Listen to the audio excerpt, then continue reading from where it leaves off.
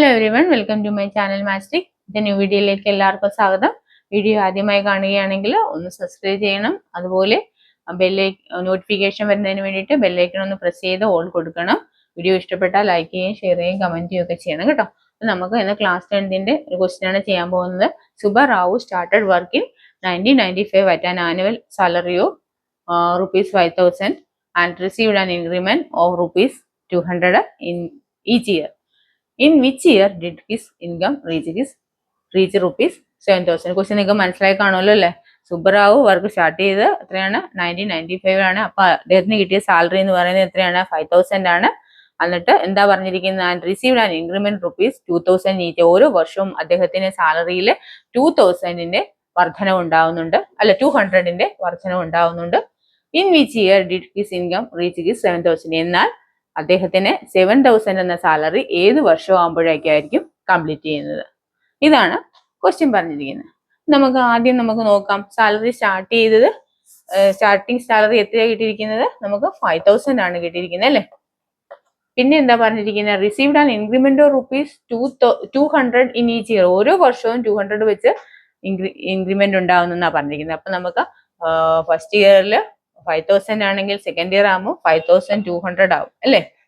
പിന്നെയോ third year ആകുമ്പോഴോ വീണ്ടും 200 increment ചെയ്യും. അപ്പൊ 5,400 എക്സെട്ര അങ്ങനെ ആയി എത്രയാണ്? ലാസ്റ്റ് നമുക്ക് 7,000 ആണ് അവർ ആകുമ്പോൾ എത്ര ഇയർ എടുക്കുമെന്നാണ് ചോദിച്ചിരിക്കുന്നത്. അപ്പൊ നമുക്ക് കണ്ടുപിടിക്കേണ്ട എന്താണ്? ഇയർ നമുക്ക് അറിയത്തില്ല. ഏത് ഇയറിൽ നമുക്ക് 7,000 ആകുമെന്നുള്ളത് അറിയത്തില്ല. അതുകൊണ്ട് നമുക്ക് എന്നാണ് നമുക്ക് കണ്ടുപിടിക്കേണ്ടത്. കണ്ടുപിടിക്കണം. നമുക്ക് കണ്ടുപിടിക്കാൻ പറ്റുമല്ലോ. അതായത് എ എന്ന് പറയുന്നത് 5,000, പിന്നെയോ ഡി എന്ന് പറയുന്നത് നമുക്ക് കണ്ടുപിടിക്കാൻ പറ്റും. എന്താണ്? Second day minus first day. അതായത് 5,200 മൈനസ് 5,000 എത്ര കിട്ടും? നമുക്ക് 200 കിട്ടും. ഡി എന്ന് പറയുന്നത് 200 കിട്ടും. ഇനി നമുക്ക് എന്താ കണ്ടുപിടിക്കേണ്ടത്? എന്ത് ടൈമാണ് കണ്ടുപിടിക്കേണ്ടത് അല്ലേ? അപ്പൊ an ഈസ് ഈക്വൽ ടു എന്താണ്? a plus n-1 into D. നമുക്ക് an എന്ന് പറയുന്നത് നമുക്ക് എത്രയാണ്? 7,000 അവർ തന്നിട്ടുണ്ട്. ലാസ്റ്റ് ടൈം 7,000 തന്നിട്ടുണ്ട് അല്ലെ? 7,000 സാലറിയിലാണ് പറഞ്ഞിരിക്കുന്നത്. അപ്പൊ നമുക്ക് a എന്ന് പറയുന്നത് നമുക്കറിയാം എന്താണ്? 5,000 എന്നറിയാം. പ്ലസ് n-1 നമുക്ക് അറിയത്തില്ല, അതുകൊണ്ട് തന്നെ നമ്മൾ അങ്ങനെ ഇടുക. പിന്നെ ഡി എന്ന് പറയുന്നത് നമുക്കറിയാം എന്താണ്? 200 ആണ് അല്ലെ? 200 ആണ്. നമുക്ക് നോക്കിക്കേ, ഈ 7,000 നമുക്ക് 5,000 മൈനസ് ചെയ്യാം. 7,000 മൈനസ് 5,000 ഈസ് ഈക്വൽ ടു എന്താണ്? n-1 ഇൻറ്റു 200 അല്ലെ? നമുക്ക് ഇതിന്റെ ആൻസർ എത്ര കിട്ടും? 7,000 5,000 പോയ എത്രയാണ്? 2,000. 2,000 എന്ന് പറയുന്നത് n-1 ഇൻറ്റു 200 ആണ്. ഇനി നമുക്ക് n-1 നമുക്ക് ഇപ്പുറത്ത് കൊണ്ടുവരാം അല്ലെ? n-1 ഇപ്പുറത്ത് കൊണ്ടുവരുമ്പോൾ എന്താണ്? 2,000 ഡിവൈഡഡ് ബൈ എത്രയാണ്? 200 അല്ലെ? ഈ സീറോയും പോയി, ഈ സീറോയും പോയി.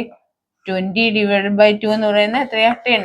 അപ്പൊ നമുക്ക് എത്ര കിട്ടി? n-1 10 ആണെങ്കിൽ therefore n എന്ന് പറയുന്നത് എന്താണ്? ഈ -1 ഇപ്പുറത്തോട്ട് വരുമ്പോൾ 10 പ്ലസ് 1 അല്ലെ? മനസ്സിലായല്ലേ? n-1 ആണ് 10 വരുന്നത്. therefore n is equal to ഈ -1 ഇപ്പുറത്ത് വരുമ്പോൾ +1 is equal to എത്രയാണ്? 11 അല്ലെ?